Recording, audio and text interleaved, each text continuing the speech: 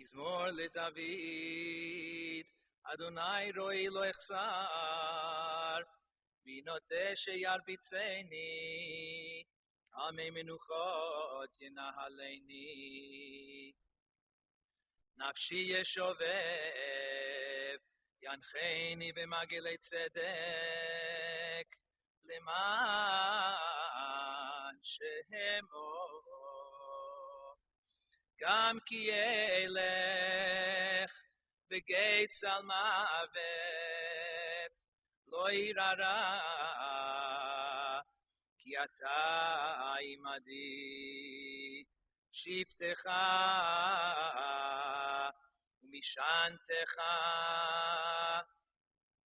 המה ינחמוני.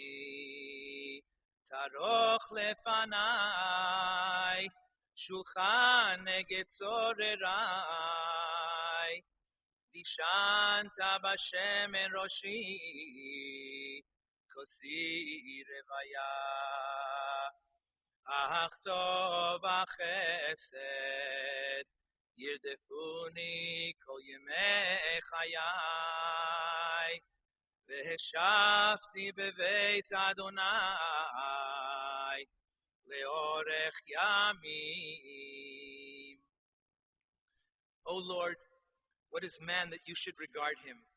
Man is like a breath, his days are like a passing shadow. They are like a dream, like grass which is renewed in the morning. In the morning it flourishes, in the evening it fades and withers. The years of our life are few, their pride is but toil. They are soon gone, and we fly away. So teach us to number our days, that we may get a heart of wisdom. Guard the innocent, and behold the upright, for there is posterity for the man of peace. Surely God will redeem my soul. The Lord redeems the souls of his servants. None who take refuge in him will be condemned. The dust returns to the earth as it was, but the spirit returns to God who gave it. We're gathered today to pay our final respects to Joe Cohen, father of Harvey Cohen and Marilyn Rajic. I was talking with Harvey the other day, and there was a little detail that he told me that I thought was very significant about his father. Joe's bar mitzvah was on Parshat Noach. Parshat Noach begins with the words, Eile toldot Noach. These are the genealogies, or the offsprings of Noach. We would expect that the very next verse would enumerate his offspring, his children, Shem, Ham, and Yafet. And yet that's not what the Torah does. Instead, we read the following, Noach, ish tzaddik tamim haya bedorotav. Noach was a righteous man, a wholehearted man in his generation. What's the meaning of this verse? Why didn't the Torah name his children after saying, these are the offsprings of Noach? The great commentary Rashi explains that the offspring, the children of a person, are their good deeds. Noach was a righteous man. That was his offspring, his ma'asim tovim. In Pirkei Avot, in Ethics of Our Fathers, Rabbi Yossi ben Kisma said, at the time of a person's passing, neither gold, silver, or precious stones accompany them.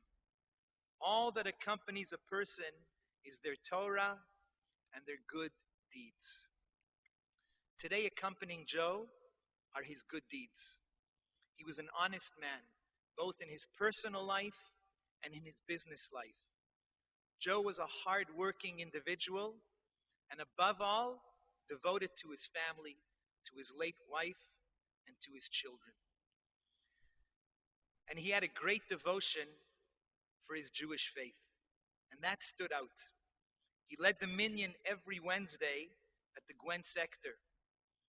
And when he moved to the Simkin Center, he was the regular Cohen there every Shabbat, and every Shabbat you could hear Joe as the Bal Musaf. He was first in shul, and when he led services, he led it with a zest. I remember him coming to the Adas Yeshurun Herzliya synagogue on the yortzeit of his wife, and he was so fluent in all the prayers. As a person who was doing it all of his life, he was as proud as could be to be a Jew. And he passed on that passion of Judaism to his children, Harvey and Marilyn. I searched in the Mishnah and Pirkei Avot and tried to find a Mishnah that would apply to the life of Joe. And perhaps it's this one. Yehuda ben Tema said, "Be brazen like a leopard, light like an eagle, swift like a deer, and mighty like a lion, to do the will of your Father who is in heaven." That was Joe. Tiyeh nishmato tzrura b'tzor hachaim, amen. May his soul be bound in the eternal bond of life, and let us say, Amen. I'd like to call upon Marilyn, Joe's daughter, for the first eulogy.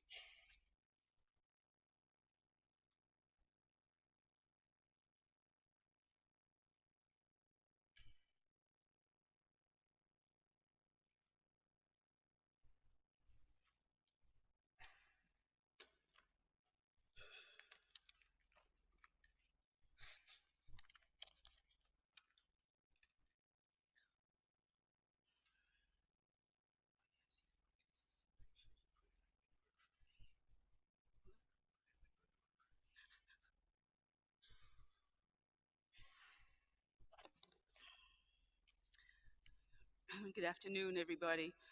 First of all, I sincerely want to thank you all for coming here this afternoon to support our family.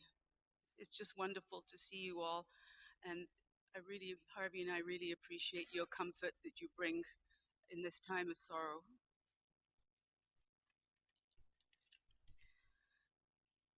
Joe Cohen.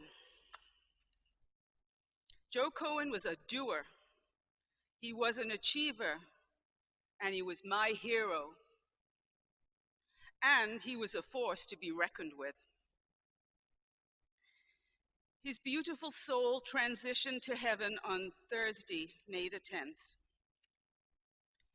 He will be sorely missed and forever loved and eternally remembered by Harvey and Faye and his grandsons Benjamin, Yitzchak, and Meir, and Marilyn and Alex, and his granddaughter Kara, and her husband Steve, and the great-grandchildren Karina, Lucy, and Zach, who are all here today.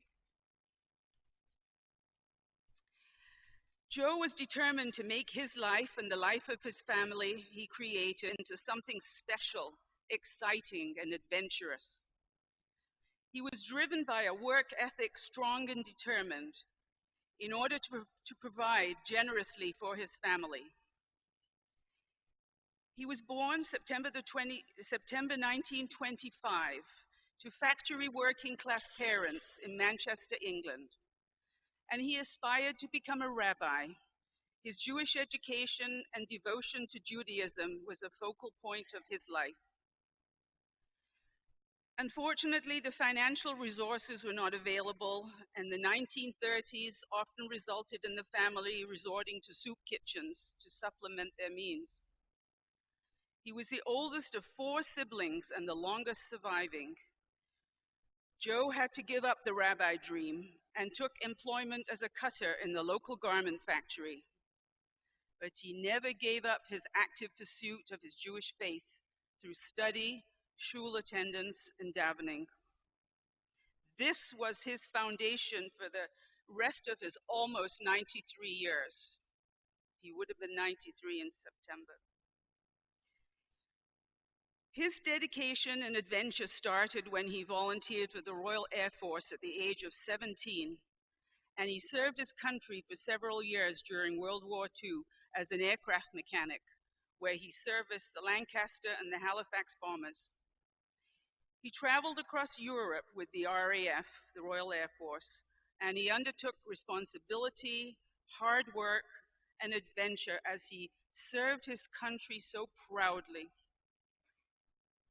The other day, after we told the family about Dad's passing, we received a message from our cousin Barry in England. And I just want to share that message that Barry sent because it relates to Dad's service for his country.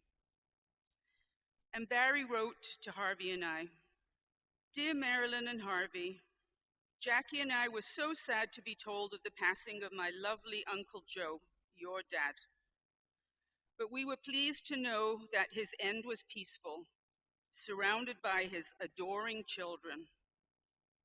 I met Joe for the first time when I was about 7 or 8 years old. So this must have been around 1944-45. I had just spent 2 years at the Delamere Jewish Fresh Air Home in Cheshire, and when my parents brought me back to Green Hill Road, there he was in his RAF uniform, complete with his rifle, which he allowed me to hold. It was so heavy I almost dropped it. It didn't take long to realize that Joe and your mum were courting. I think that they call it something else these days. The rest, as they say, is history. Now the mums and the dads and the uncles and the aunts are all gone, but we still have each other. Like Marilyn, I believe we are reunited with your nearest and dearest, and this is such a comfortable thought. Love, Barry." So after his demobilization, Joe married our mum Louise in 1946, and they were together until mum passed in 2015 after 69 beautiful years together. How Dad missed mum so much these last 3 years, and he longed to be with her again. As much as he loved us kids and the grandkids and the great grandkids, and he loved spending fun times, he heeded her call and got his wish to be reunited again. Mum and Dad started their married life in Manchester until Dad responded to the opportunity to emigrate to Australia and start an adventurous new life there in 1949. A new clothing manufacturing facility beckoned, and also the beaches of Melbourne and St. Kilda.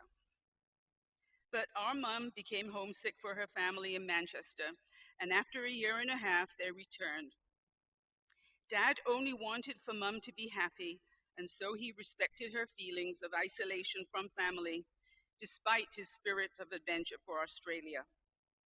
And so they boarded the boat and they headed back, a sea journey of several weeks.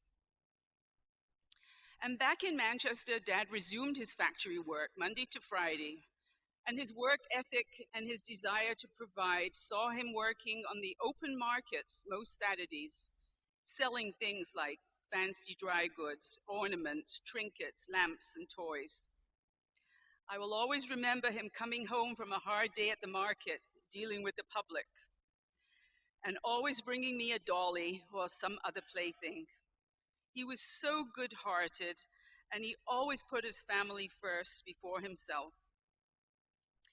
And if that wasn't enough, he would retreat to the little black shed on a Sunday afternoon and do some custom cutting work. He was always striving to work hard and make a few more shillings to supplement the family income. So I came along in 1951 and Harvey followed in 1956. I was the big sister to my baby brother, and we enjoyed the fruits of our dad's labor. They took us to the seaside town of Blackpool once a year for holiday, and they looked on with pride as we made sandcastles with our buckets and spades and rode the donkeys along the beach. When the 60s rolled around, Dad started thinking about making a better life than the factory drudge with limited opportunity for economic or lifestyle advantages. So when employment opportunity in the Winnipeg garment industry was advertised in a Manchester newspaper, and the sponsor had connections to the Jewish community, Dad decided it was time to embark on another adventure. So in December 1967, he gathered his family and we flew to Canada, first to set foot in Montreal and then off to Winnipeg in the middle of the winter. British winters are cool and damp, but certainly not as cold as 20 below in Winnipeg. But anyway, it was a dry cold, so it was all right. Dad's experience in the Winnipeg garment factories was not as pleasant as he expected, and working conditions were less than ideal. However, he determined that Canada would be our home from now on, and 50 plus years later, we are ever grateful for his spirit of determination to make life better for his family. All his efforts resulted in the enrichment of our opportunities as his beloved children, grandchildren, and great grandchildren here in the Canadian society. Dad learned to drive in his mid 40s, something he didn't have the resources to do in England. He took us on road trips extensively in Canada and the USA, and generally afforded us a lifestyle that seemed unattainable in industrial Manchester. Here in Canada, we even had a phone and a color TV. Striving even higher, Dad then decided that the factory life and working for the man wasn't sufficient, and subsequently embarked upon a retail clothing career by establishing a high-end menswear store called Collier's Gentlemen's Apparel, which was located in the concourse of the Winnipeg Square at Portage and Main. Taking a chance on business with Mum at his side in the store was his great accomplishment of the 1980s. He so much enjoyed schmoozing with the professional crowd and the office employees and others at this prime location. And he was at the pinnacle of his working life, having achieved status as an independent businessman. He traveled to the manufacturers in southern Ontario to review and order product for the store, and also to bring back the wide variety of samples which he bestowed on family.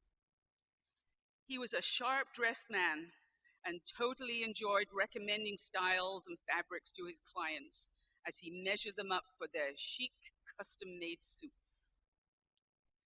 And beautiful shirts, ties, and accessories decorated the walls and the fixtures of Joe's perfectly appointed location in the concourse of Portage and Main. Those years were just exhilarating for Mum and Dad together. Then, after a downturn in the economy and a revision of the concourse at Portage and Main, Dad closed out the business of Collier's and went to work for Thompson and Pope Apparel. And that was in the old Eaton Place, and that's where he ultimately retired from. During the course of Dad's successful retail management career, he made friends and acquaintances with many customers, business contacts, and manufacturers' agents. His ability to connect with people through genuine interest and concern about others, and his ability to debate in politics, sports, and global matters set him apart as a highly respected member of the community. In his retirement, he loved to read books and newspapers, keep up with the news on TV, and spend time with Mum on numerous travels back to England to visit his siblings who still lived there and were unable to fly to Canada. Their journey to the land of Israel to see Harvey and explore our beloved Jewish homeland was a wonderful memory they made together. He always longed to return. He always spoke about going back to Israel. Hours spent with his beloved grandchildren and great grandchildren were most precious for Dad, to whom family was absolutely top priority. Dad loved being a part of the Gwen Sector Creative Living Center and his weekly trips to the Wednesday program, where he made new friends and he led the minion service before lunchtime. He especially loved David and Margot Rosenbaum, with whom he created a special bond of love and friendship based on common life experiences and Yiddishkeit. Above all, we are thankful for the love and the care that Dad received at the Simpkin Center over the last 7 years. There are not enough words for me to express our appreciation to the staff on Weinberg 1 and also Simpkin 1 for their respect, the patience, the honor, and the care they extended to our parents. Theirs is a labor of love. Dad was totally supported in his physical, emotional, and spiritual needs as Harvey and I worked in partnership with these loving and kind staff members. You know who you are. Dad guided us with his love, with his wisdom and his understanding, but he was firm and disciplined us when and as necessary. He set an example of how to live life in accordance with the laws of the Torah, the moral code for our actions and treatment of others.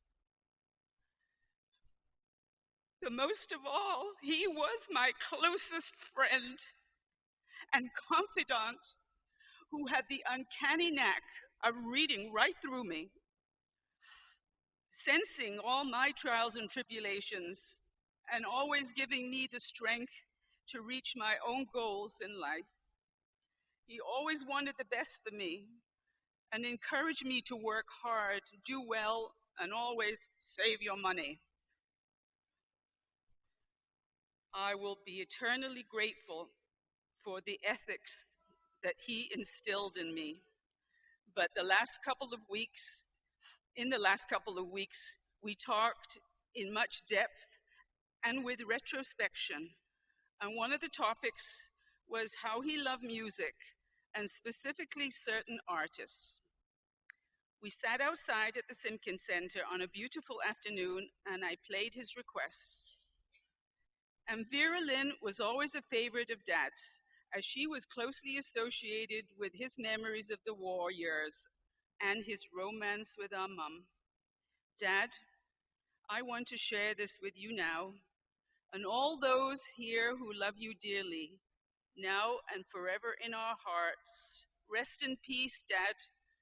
I love you so much, and I'll be seeing you.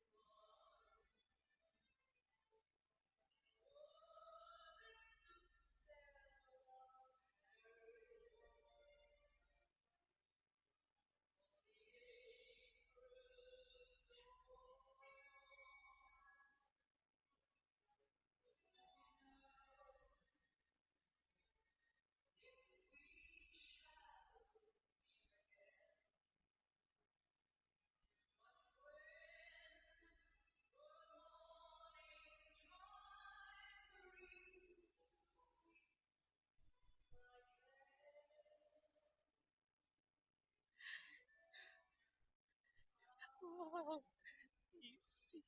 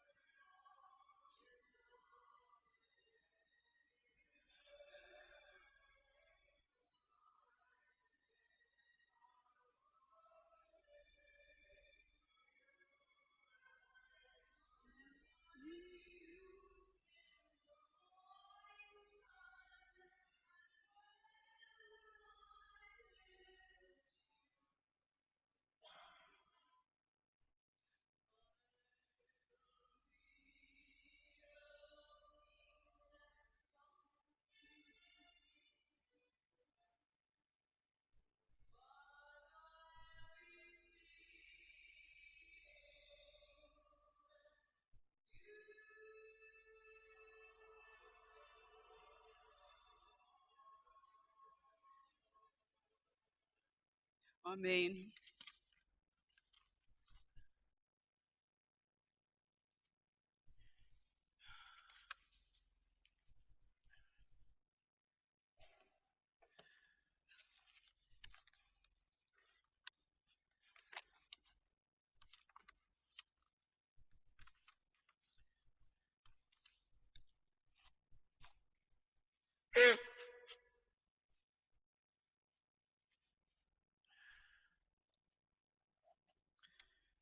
My dad, Joe Cohen, Yehuda Ben Svi, was born September 27th, 1925. He grew up into the Depression and experienced the hardships of those times. He told me those tough times, lying up for matzah, Pesach, the new hall closed for the holiday. His father, Harris, served in the British infantry in World War I. Harris suffered severe injury from shrapnel that never really healed. My dad had to live with his aunt for a while because of the wounds. Dad had to finish school at age 15 to work to help the family put food on the table. So he went into the Shmada business. World War II interrupted, and Dad decided to join the RAF to stay close to home. His mother wasn't too keen on him serving in India. Marilyn told you all about me and my mom going to Australia, back to England, back to Canada. Dad was brave and courageous, always looking to ways to make a better life for his family. Perhaps the biggest thing for him, though, was his being Jewish. I think that his paternal grandfather, Zalman, who came from Russia, Poland to England in 1882, was a transmitter of the tradition and likely had a big influence on Dad's Jewish education, particularly Dad was being the firstborn. Dad was always proud to talk to me about his time at Cheder. 6 days a week, he told me many times. After school, even on Shabbat, there was always learning. The teachers were lay professionals donating their time to instill Judaism in the generation. It was the Parsha of the week, it was the Rashi commentary, it was the geography of Eretz Yisrael, and above all, davening. Every student took his turn, and everyone learned to lead services. For my dad, this ingrained in him the skills to lead davening all his life. He was proud to lead services at Gwen Sector, and he was the Baal Musaf on Shabbat at Simkin Center. And even when I used to visit him, I'd say, "You want to daven mincha, Dad?" He said, "Sure." And we would sit, and he would read, and he would read, and I would follow him as he read every word out loud. He even sang at a choir as a teen. That's how involved he was. I have early memories of my dad and I going to shul. Friday night was a particularly popular night for us to go. I always remember the Kiddush wine I was privileged to drink in the shul. Shabbat morning was left swing for us because unfortunately Dad had to work, as Marilyn said. He had to work more than one job to make a living, and I know it pained him to have to work on Shabbat. But I learned the importance of shul. I can remember going by myself on Shabbat morning, having to cross a busy main road to get there. As I started to get close to the bar mitzvah age in England, Dad made sure I too went to Cheder. Well, at first I remember being reluctant to go. I don't know why. I don't know why I would have been reluctant, but I was. When I came to Canada, Dad tried to find a cheder for me, but there wasn't anything he could find. Instead, he hired a private teacher to prepare me for my bar mitzvah. And after that, my Jewish education took a hiatus. But as I grew to adulthood and started a family, it seemed natural for me to take my sons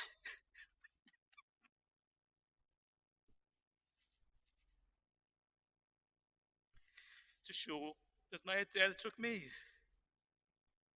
And somehow, I developed davening skills, synagogue skills I never would have thought I had it in me. Dad instilled within me, with firm conviction and sincerity, how being Jewish was paramount and how shul is an important part of that. And after I got married, I had the desire for learning that I believe he possessed. And Marilyn said he wanted to be a rabbi. He passed some sort of exam to go to Jewish college in London, but that was a pipe dream. It wasn't going to happen in the Depression.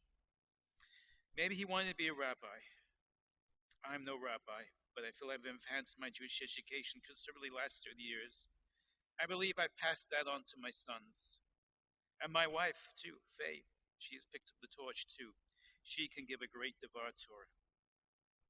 And for this, I'm eternally grateful to you, Dad, and to your grandfather.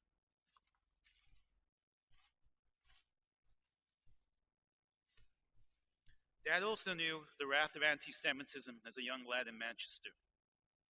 There was hell to pay if the Jewish boys' school beat the non Jews at soccer, which they usually did.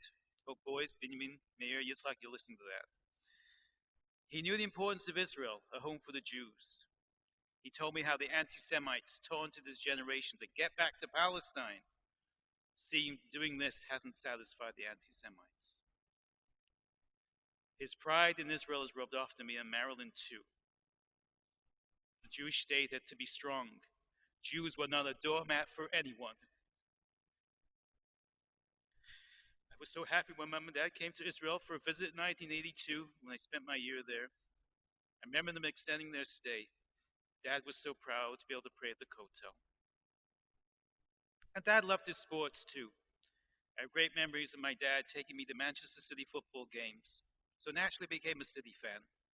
When we came to Winnipeg, naturally we went to Jets and Bombers game. And I remembered as I was writing this that he liked cycling. I liked to cycle to work, and my dad was a cyclist in his youth. And I know he told me a story about a long distance trip that resulted in a flat tire and having to drive home on a flat tire. As the rabbi said, Rabbi Benner said, talking about my dad and his work ethic, there can be no one more honest, loyal, hardworking, and dependable than my dad.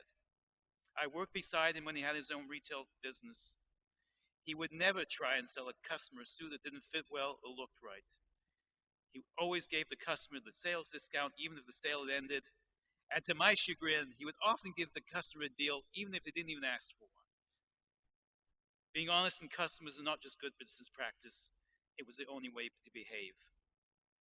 And talk about loyalty. He once broke his wrist one night slipping in the supermarket while shopping with my mum. He had to go to the hospital to get a cast and came home with an arm in a sling. Do you think he'd take off a few days? Not Joe Cohen. The next morning, despite pain and discomfort, he was at work, helping fit customers with just one hand.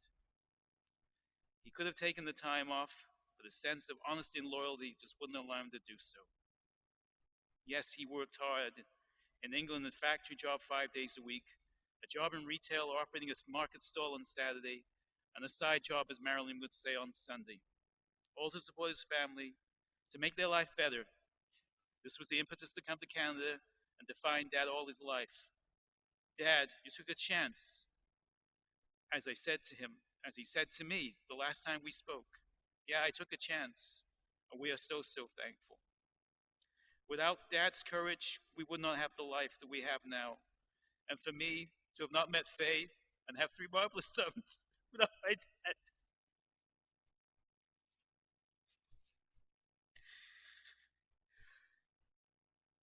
You were part of that generation of children and grandchildren of new immigrants who were passed the torch of Judaism, but lived in a society that didn't make it easy for the flame to stay lit. But you did your job.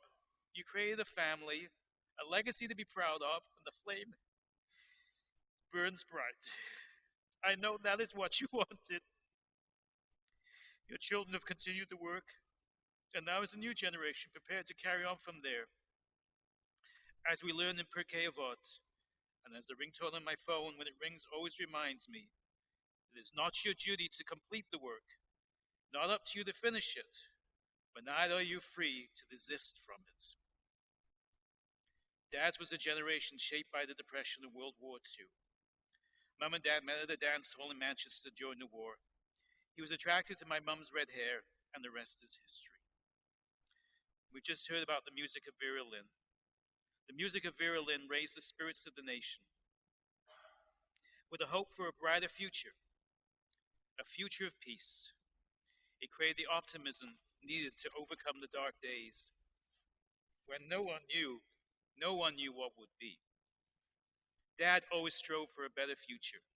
It was not easy, and the road had its ups and downs. It is only fitting that we finish with the words of a song Dad loved, made famous by Vera Lynn. Dad, we love you. We are loving you forever. We are so proud of you.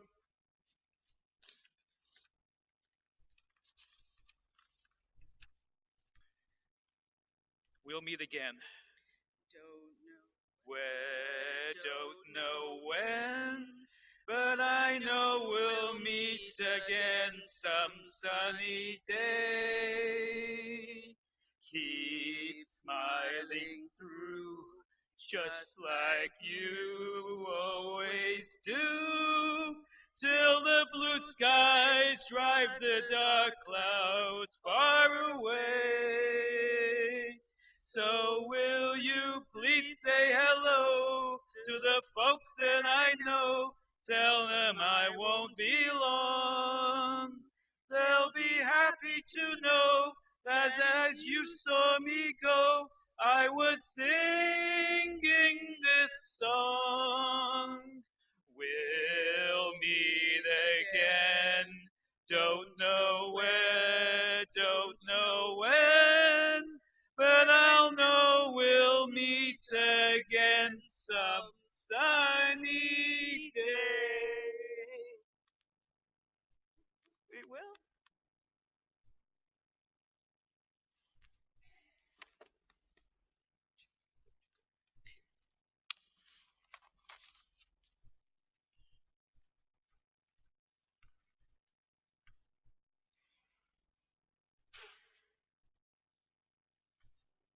For the final eulogy, I'd like to call upon Kara, the granddaughter.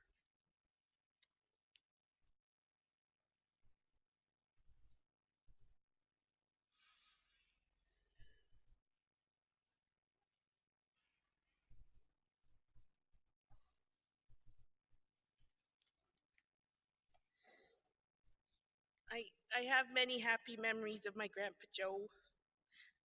He was just always someone who was there, and just being around him is just so happy. Memories, too many to mention. I would wait at the end of the driveway at the farm for Grandma and Grandpa to come out for a visit on the weekend. I keep running back and forth and keep watching for their car, and then they'd come and it'd be so exciting.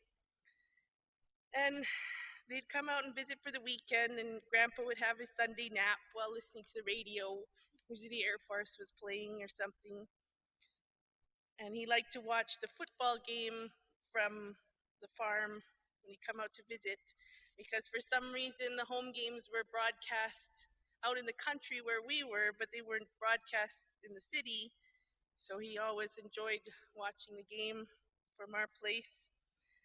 Yeah, it was it was nice, always fun to go stay in the city with my grandparents, and going to Grandpa's store downtown, and he had these big mirrors. Everything was just immaculate in the store, and he had these beautiful big mirrors where people would try on their suits, and I would play in there, and there was a big railing right at the front of the display of the store, and I'd play on there and keep it all clean, and just many happy memories, driving around with Grandpa, going to pick up Grandma from her dance class.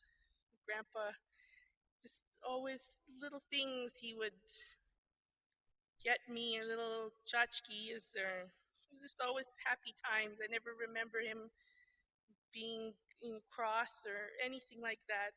He was such a hard worker and a strong and caring man who always made time for me. Just always did.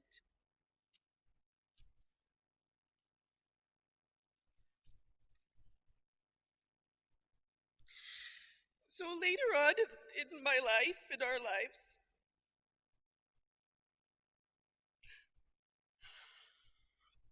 it was never a chore or a bother to make time for him. We always spent time with him.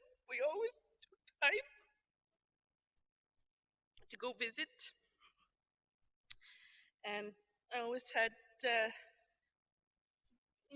come to the city to do what I had to do, and always made time to come see Grandma and Grandpa in the end. And he was always so happy to see me and the kids, his great grandchildren. And after Lucy and Zach were born, and I'd bring them to Grandpa, and I'd just plop them down. He'd be sitting in his chair, and I'd just plop them right on his chest, and he would just babble at them, and they would try and grab his nose. It was always to grab his nose, and he'd babble to them and talk to them and make faces, and they would laugh, and they were always trying to grab Grandpa's nose. Grandpa always wanted to get them something because he couldn't go out and shop, but he always said, "You gotta get something for the kids. Get something for their birthdays." And he always knew when their birthdays were.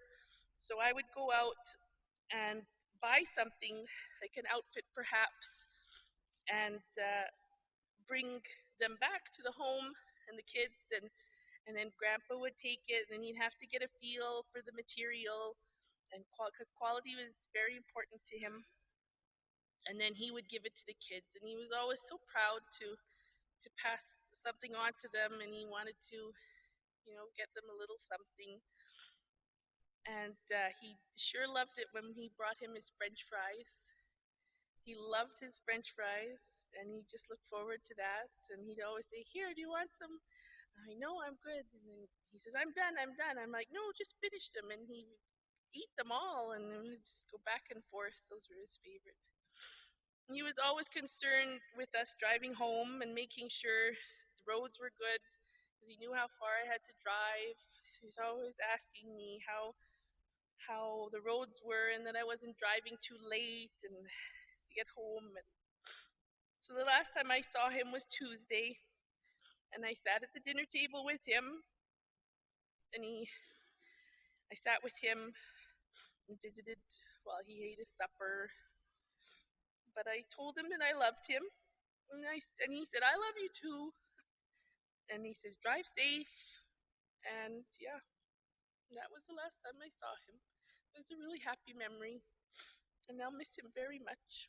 I miss you, Grandpa, and I love you.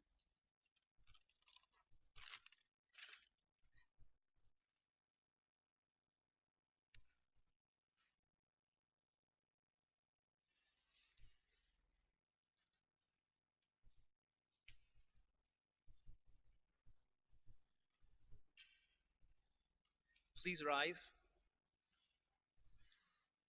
I'd like to call upon Cantor Jerry Dane, long standing friend of the family and very, very devoted to the minyan, the Shabbat minyan at the Simkin Center, to recite the memorial prayer, Kel Malei Rachamim.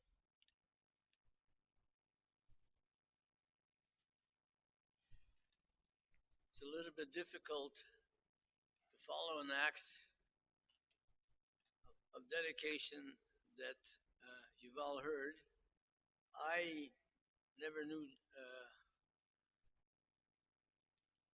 Yehuda ben Tzvi HaKohen, which was for me the most wonderful thing, because in the shuls that I daven in, Kohanim are not that many. So when I found out that he was the person that I was going to follow one of these days, and that's what it is. But I've enjoyed my involvement and my association with him for the years that I have had that privilege, and so I will do what I do the best that I can.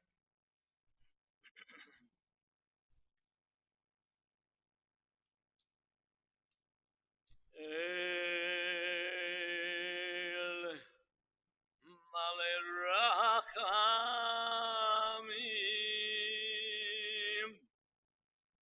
shochem ameromim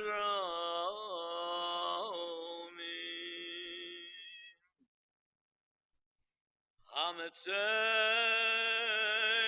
menucha tachat kanfei hashechina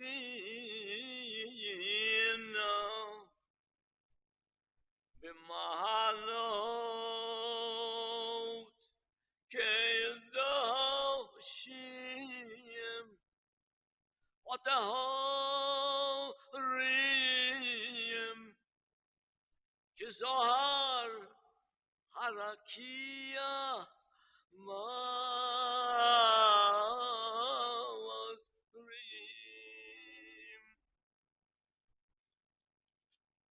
اتنشمات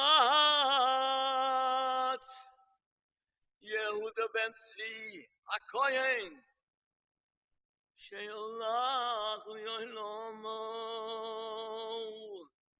בגן עדן, בגן עדן תהי מנוחה סוף לא חי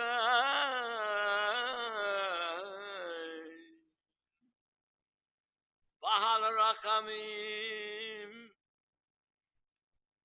הסתירהו בססר כנפיך לעולמים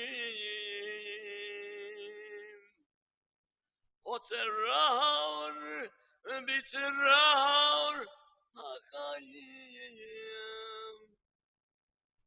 אס נתמשל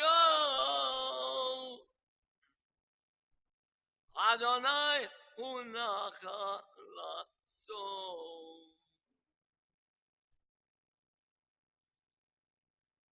וינוח בשלום על המיש כבוד ונאמר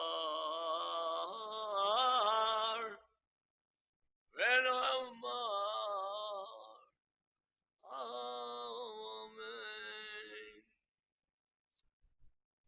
O God, exalted and full of compassion, grant perfect peace in your sheltering presence among the holy and the pure to the soul of Joe Cohen, Yehuda ben Tzvi HaKoyen, who has gone to his eternal home. Remember all we beseech you, remember all the deeds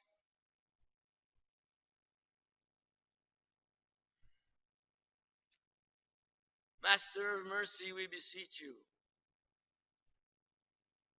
Remember all the deeds that he performed in the land of living, the deeds that is righteous and worthy, all in the land of the living. May his soul be bound up in the bond of life. The Lord is his portion. May he rest in peace. And let us say, Amen.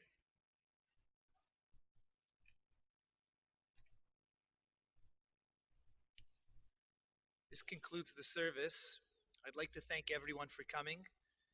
The meal of condolence, Sudat Havra'ah, will take place immediately after the burial at the Gwen sector on 1588 Main Street. As far as Shiva goes, there will be no minyan this week, daily minyan, both morning and evening, at the Adas Yeshurun Herzliya Synagogue, and the minyan will be moving to the Shiva House, 665 Waverly Street, the home of Harvey and Faye.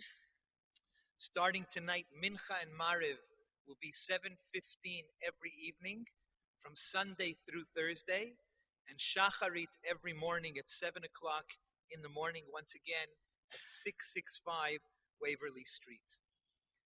We will now exit, and first we'll ask the pallbearers to make the first exit. The family will then leave, and then the rest of us will follow to the B'nai Abraham Cemetery on Main Street.